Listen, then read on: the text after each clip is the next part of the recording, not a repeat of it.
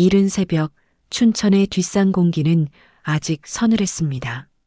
안개가 희미하게 내려앉은 오솔길 위로 경자의 발걸음이 느릿하게 이어졌습니다. 숨을 고르며 나무 의자에 앉자 가슴이 답답해져 손을 얹었습니다. 예전 같으면 가뿐히 오르던 길인데 요즘은 조금만 걸어도 심장이 뛰고 숨이 차올랐습니다. 병원에 가야 한다는 생각은 늘 했지만 혹시라도 큰 병이 나올까 두려워 계속 미루고 있었습니다. 경자는 50년 넘게 살아오며 누구에게 의지하기보다 스스로 버티는데 익숙했습니다. 젊은 시절 시장에서 포장마차를 운영하며 두 딸을 키웠고 억척스러운 손으로 생계를 이어갔습니다. 그 과정에서 웃음보다 한숨이 많아졌고 자식들에게는 엄한 엄마로 기억되곤 했습니다. 큰딸 미정은 일찍 철이 들어 닭갈비 식당을 이어받아 성실하게 살고 있지만 작은 딸 미성과는 사이가 틀어져 연락이 끊긴 지 몇 달이 되었습니다. 엄마는 늘 언니만 챙겼잖아. 그 말이 마지막이었습니다. 경자의 가슴 속에는 아직도 그 말이 가시처럼 박혀 있었습니다. 남편 석동은 원래 말수가 적었습니다. 오랫동안 함께 살았지만 깊은 대화는 드물었습니다. 서로 옆에 있어도 마음은 멀리 있는 듯했고 집은 고요했으나 따뜻하지 않았습니다. 경자는 그런 정막이 오히려 더 무겁게 느껴졌습니다. 그날도 똑같이 혼자 산을 올랐을 뿐인데 뜻밖의 광경이 눈앞에 펼쳐졌습니다. 바스락거리는 소리와 함께 숲을 사이에서 야윈 암컷 진돗개가 나타났습니다. 다리를 절며 힘겹게 걸어오던 그 개는 입에 젖내 나는 새끼 한 마리를 물고 있었습니다. 경자의 발치에 내려놓은 새끼는 하얀 털에 검은 점이 드문드문 박힌 작은 강아지였습니다. 암컷은 한참 동안 경자를 똑바로 바라보았습니다. 그 눈빛에는 설명할 수 없는 간절함이 담겨 있었습니다. 부탁인지 신뢰인지 마지막 작별인지 알 수 없었지만 경자는 그 시선을 피할 수 없었습니다. 이게 무슨 일이람 경자의 입술에서 낮은 중얼거림이 흘러나왔습니다. 암컷은 새끼를 한 번 더 밀어주듯 움직이고는 천천히 몸을 돌려 숲속으로 사라졌습니다. 절뚝거리는 걸음은 어딘가 다친 듯 불안해 보였습니다. 경자의 가슴은 철렁 내려앉았습니다. 남겨진 새끼는 힘없이 울며 꼼지락거렸습니다. 차갑고 작은 몸을 그대로 둘 수는 없었습니다. 경자는 조심스럽게 품에 안았습니다. 따뜻한 체온이 손바닥으로 전해지고 오래전 두 딸을 처음 품었을 때의 기억이 스쳤습니다. 집에 돌아오자 마당에서 기다리던 석동이 놀란 얼굴로 물었습니다. 여보, 이게 뭔가요? 산에서 어미개가 맡기고 갔어요. 그냥 둘 수가 없었어요. 평소 같으면 무슨 쓸데없는 짓이냐며 나무랐을 남편이었지만 그날은 묘하게 조용했습니다. 경자의 얼굴에 오랜만에 살아있는 빛이 서려 있는 걸 알아본 듯 했습니다. 경자는 작은 강아지에게 이름을 붙였습니다. 꽃분, 꽃잎처럼 희고 복이 분분히 퍼지기를 바라는 마음이었습니다. 새벽의 산책은 그렇게 전혀 예상치 못한 만남으로 끝났습니다. 경자는 따뜻한 온기를 느끼면서도 어미개의 눈빛이 자꾸 떠올랐습니다. 그 눈빛은 단순한 우연이 아니라 무언가 더 깊은 사연을 품은 듯 했지요. 마치 앞으로 자신이 겪을 새로운 사건을 미리 예고하는 것처럼 경자의 마음속에 불안과 호기심이 동시에 자리 잡았습니다. 꽃분이가 집에 온 지 며칠이 지났습니다. 경자의 하루는 강아지를 돌보는 일로 분주했습니다. 새벽마다 우유를 데워주고 작은 수건으로 몸을 닦여주고 마당에서 잠시 햇볕을 쬐게 했습니다. 꽃분이는 점점 경자의 품에 익숙해져 갔고 울음소리 대신 꼬리 흔드는 일이 많아졌습니다. 하지만 그 평화는 오래가지 않았습니다. 남편 석동은 어느 날 저녁 밥상을 마주하며 무심하게 말했습니다. 여보, 걔는 언제까지 키울 건가요? 경자는 젓가락을 멈췄습니다. 왜요? 이제 정이 들었는데.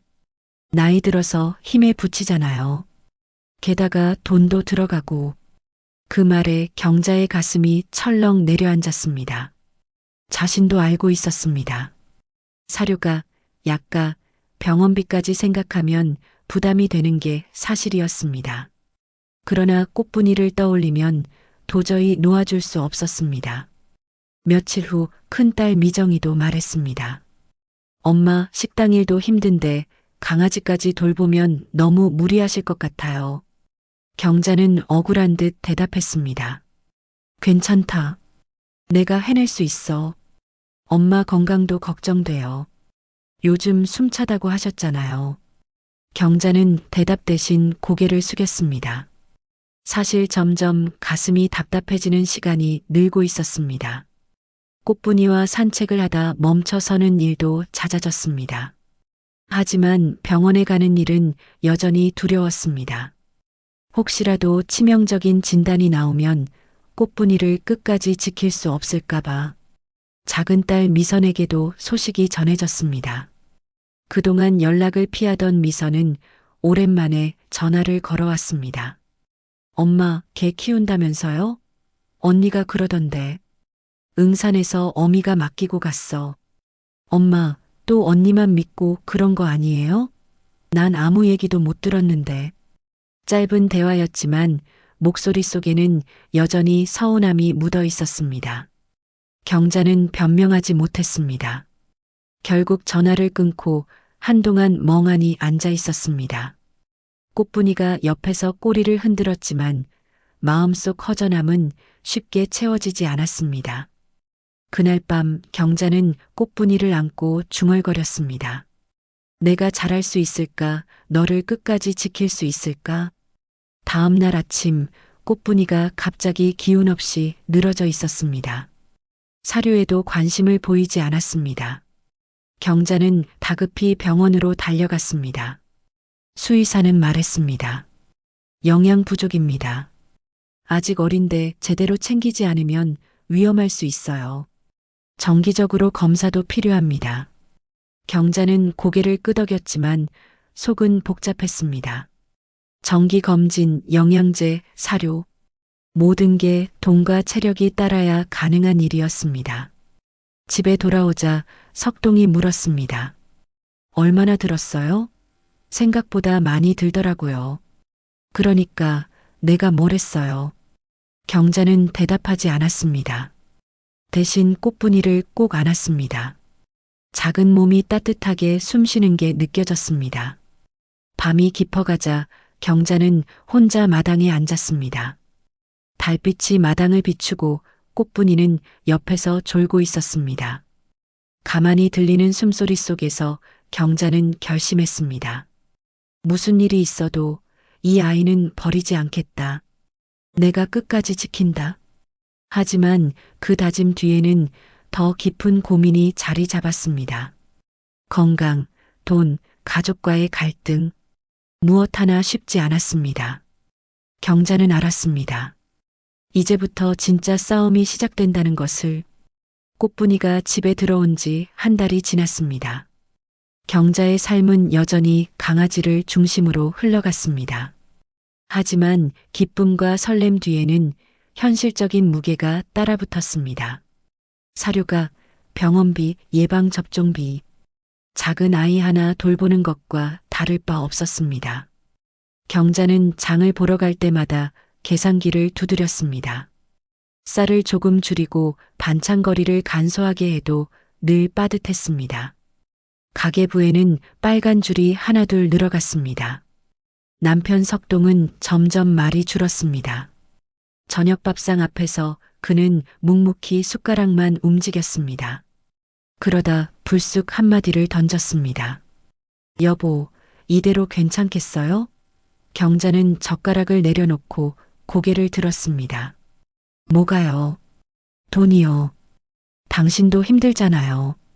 잠시 침묵이 흘렀습니다. 경자는 대답 대신 꽃분이 밥그릇을 챙겼습니다. 석동은 더 말하지 않았습니다. 큰딸 미정이의 닭갈비 식당을 도우러 나가면 손님들은 여전히 꽃분이를 반겼습니다. 아이들이 쓰다듬고 손님들은 웃음을 지었습니다. 매출도 조금 늘었습니다. 하지만 식당 일이 끝나면 경자는 파김치가 되었습니다. 허리가 쑤시고 다리가 무겁게 내려앉았습니다. 꽃분이를 안아들 힘조차 없을 때가 많았습니다. 그날 저녁 미정이가 조심스럽게 말을 꺼냈습니다. 엄마, 제가 키우면 어때요? 꽃분이 말이에요. 경자는 순간 아무 말도 하지 못했습니다. 미정의 말이 틀린 건 아니었습니다. 젊고 경제력도 조금 더 있었고 체력도 나았습니다. 하지만 꽃분이를 품에 안는 순간 떠올랐던 어미개의 눈빛이 경자의 가슴을 파고들었습니다. 아니야. 엄마가 지켜야 돼.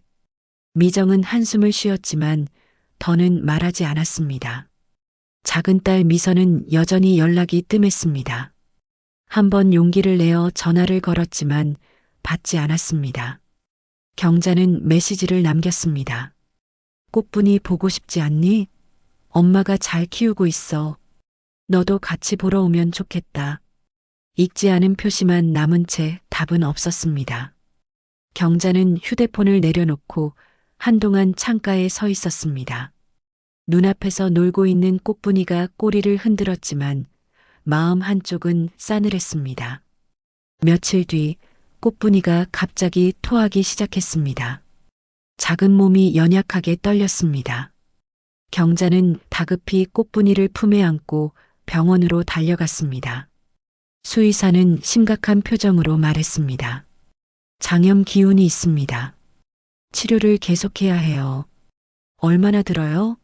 이번 치료에 약값까지 일주일이면 20만 원 이상 나옵니다. 경자의 얼굴이 굳어졌습니다. 지갑 속 잔고는 이미 바닥을 드러내고 있었습니다. 카드를 떠올렸지만 한도도 거의 다 차 있었습니다. 잠시 눈을 감았습니다. 꽃분이의 숨소리가 희미하게 들려왔습니다. 포기할 수 없었습니다. 치료해 주세요. 제가 어떻게든 하겠습니다. 집에 돌아오는 길, 경자는 발걸음을 떼기 힘들었습니다. 빚을 져야 할지도 모른다는 생각이 스쳤습니다. 하지만 그 순간 마음속에서 또렷한 목소리가 울렸습니다.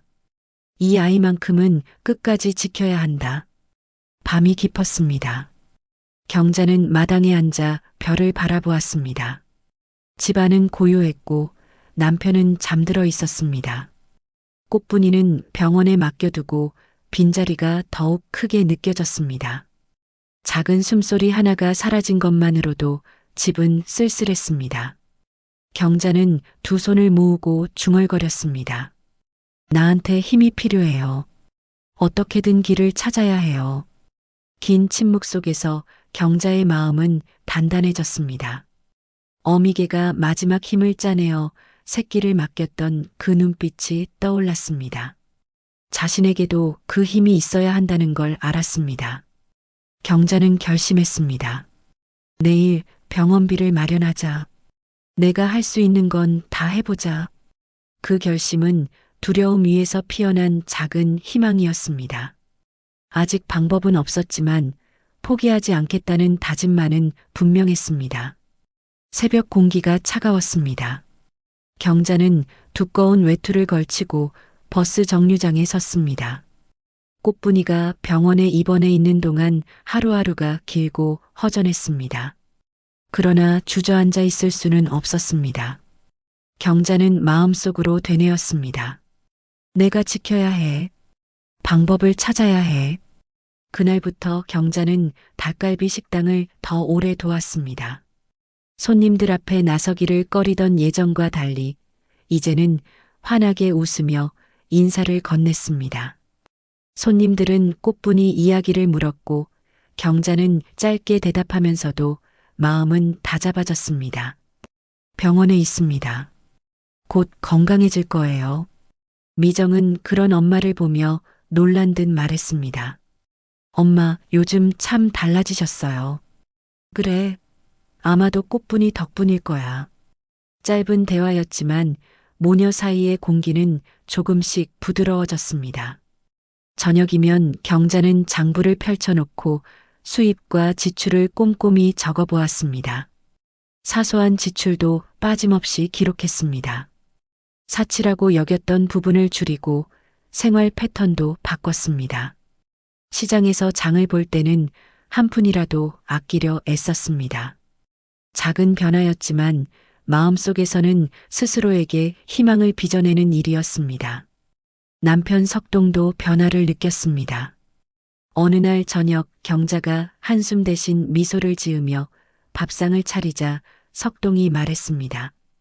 여보, 내가 미안했어요. 처음엔 괜히 불평만 했네요. 경자는 잠시 멈췄다가 고개를 끄덕였습니다. 괜찮아요. 이제 우리 같이 해봐요. 짧은 문장이었지만 두 사람의 마음은 조금 더 가까워졌습니다. 며칠 뒤 병원에서 전화가 걸려왔습니다. 꽃분이 상태가 많이 호전됐습니다. 내일 퇴원하셔도 됩니다. 경자는 순간 눈물이 차올랐습니다. 곧장 미정과 석동에게 알렸습니다. 정말이에요? 엄마, 잘 됐네요. 미정의 목소리에 기쁨이 묻어났습니다. 여보, 다행이요. 석동도 짧게 웃었습니다. 다음 날 꽃분이가 다시 집으로 돌아왔습니다. 마당에 내려놓자 꼬리를 흔들며 이리저리 뛰어다녔습니다. 경자는 무릎을 꿇고 꽃분이를 꼭 안았습니다. 고맙다, 살아줘서. 그날 저녁 온 가족이 둘러앉았습니다. 미정은 엄마에게 차를 내주며 조심스레 말을 꺼냈습니다. 엄마, 사실 저도 처음엔 반대했어요. 하지만 꽃분이가 우리 집에 큰 선물 같아요. 제가 엄마 마음을 다 몰랐던 것 같아요. 경자는 눈을 내리깔고 잠시 침묵하다가 답했습니다. 나도 미안하다. 너희에게 늘 짐만 지운 것 같아서. 짧은 대화였지만 서로의 마음은 오해가 풀린 듯 따뜻하게 이어졌습니다. 며칠 뒤 작은 딸 미선에게서 오랜만에 답장이 왔습니다. 엄마, 꽃분이 사진 잘 봤어요. 생각보다 귀엽네요. 경자는 가슴이 두근거렸습니다. 바로 전화를 걸지는 못했지만 언젠가 마주 앉아 이야기할 날이 머지않았음을 직감했습니다.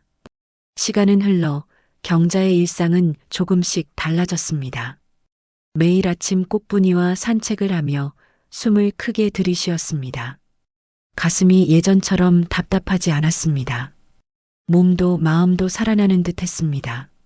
석동은 산책길에서 무심히 한마디를 건넸습니다. 당신 요즘 얼굴빛이 참 좋아졌소. 경자는 웃으며 대답했습니다. 고마워요. 당신도 덕분이지요. 짧은 문장이었지만 오랜 세월의 거리감이 조금씩 줄어들고 있었습니다. 밤이면 경자는 꽃분이를 무릎에 올려놓고 속으로 중얼거렸습니다. 내가 내게 준 건 단순한 동물이 아니야. 다시 살아야겠다는 용기야. 별빛이 마당에 내려앉았습니다. 경자는 그 빛을 바라보며 다짐했습니다. 남은 날들은 두려움이 아니라 감사로 살아야지. 이 아이와 가족들과 함께. 조용한 마당에서 작은 숨소리와 웃음이 어우러졌습니다. 위태로웠던 삶은 천천히, 그러나 분명히 회복의 길을 걸어가고 있었습니다. 가을 하늘은 유난히 높고 푸르렀습니다. 선선한 바람이 얼굴을 스치며 낙엽을 흔들었습니다. 경자는 꽃분이의 목줄을 쥔 채 동네 공원을 천천히 걸었습니다. 이제 제법 자란 꽃분이는 힘차게 앞서 달리며 꼬리를 흔들었습니다. 아이들이 다가와 손을 내밀자 꽃분이는 주저하지 않고 사람들 곁으로 다가가 애교를 부렸습니다.